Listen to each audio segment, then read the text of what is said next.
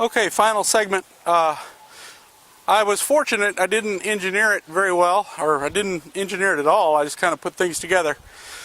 But I was fortunate when I got my batteries on here and looked for my center of balance by putting a tube on the ground and a big 2x8 across it and rolling the bike across to see where my center of balance.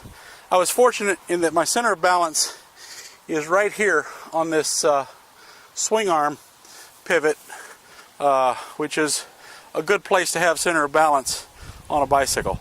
The goal is you want as much weight on the front wheel as you have on the back wheel when the rider's on it. And I haven't weighed myself on the bike with the batteries and all, so I don't know how close I am to center of balance when I'm mounted, but when the bike's at rest, center of balance is right there where I pointed.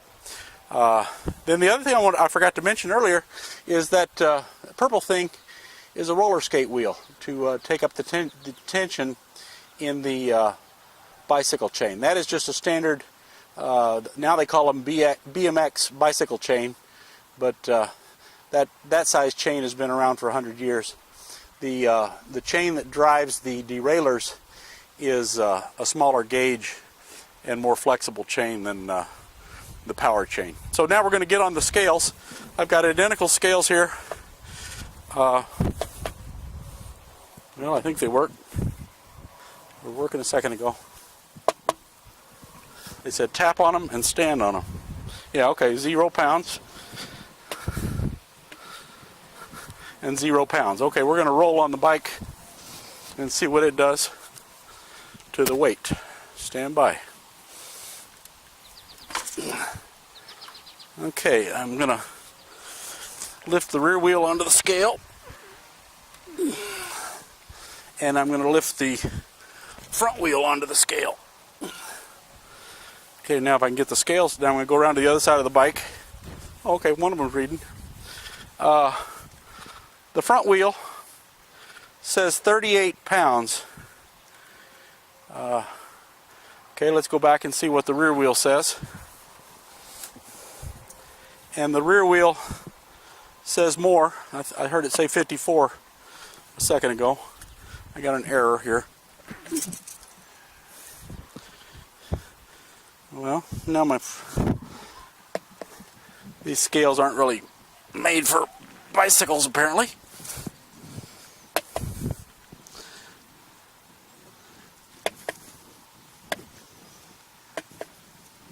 Okay, now it says 0. And yeah, 56 pounds. 56.8. So 34 and 57. That's a lot of weight.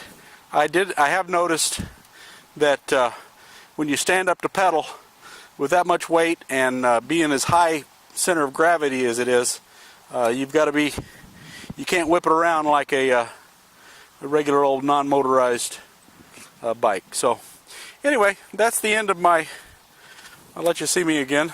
One more shot of me. Vanity. Okay. The next test is going to be the street test. I've marked out a 1/4 mile on a nearby street, and I'm going to find out what my time in the 1/4 is. People always want to know how fast it goes, so I'm going to see if I can throw them off by giving them my 1/4 mile time. I've also got it marked off in 1/8 mile segments. So I noticed that the junior dragsters, they've got them set up at 1/8 mile distances. So anyway, that's it for this how to build an electric bicycle thing, and if I build something else interesting, I will let you know. Once again, thanks to Eric Hutchinson of Henderson, Nevada, seen on YouTube as Hutch Transfer, and thanks to sickbikeparts.com and to cycloneusa.com for their help in selling me stuff. If you ever do this, start a log of what you order from whom and how much money you paid for it, because the parts start coming in and you forget what you got on eBay and what you got from this guy and what you got for that guy. It'll cut down some headaches. And then if you have the courage, which I didn't have, if you have the courage, keep a logbook of how much time you spend on doing things. The cheapest, easiest way to do it is just go to the store, spend the $400 to $1,000 and buy an electric bicycle off the rack. If you want a challenge, build one yourself. I think you'll enjoy it. That's all. Signing off. Bye-bye.